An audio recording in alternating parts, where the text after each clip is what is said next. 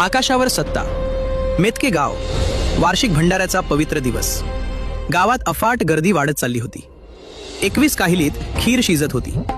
भक्तांची रांग आणि सगळीकडे भक्तीच भक्ती.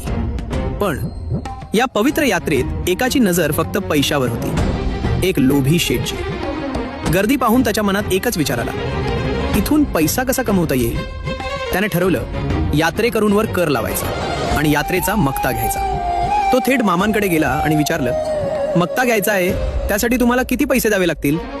हे ऐकताच क्षणभर सगळीकडे शांतता. कारण भक्तीच्या ठिकाणी पैशाचा सौदा मामांना कधीच मान्य नव्हता. अचानक मामा त्या शेठजीकडे पाहून म्हणाले, आकाशाची कुऱ्हाड तुझ्या घरावर कोसळणार आहे. क्षणभर शेठजी थरथर कापला. पण मामा पुढे म्हणाले, पण काहीही नुकसान होणार नाही. काही दिवस गेले. आकाशात काळे ढग, वादळी वारे आणि अचानक भयंकर कडकडाट. शेठजीच्या घरावर थेट वीज कोसळली.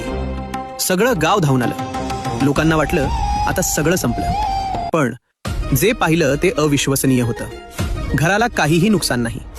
पाळण्यातलं बाळ सुरक्षित. एकही वस्तू जळलेली नाही. तेव्हा सगळ्यांना आठवलं मामांचं ते वाक्य, आकाशाची कुऱ्हाड कोसळेल पण नुकसान होणार नाही. तो योगायोग नव्हता, ती होती बाळू मामांची आकाशावरची सत्ता.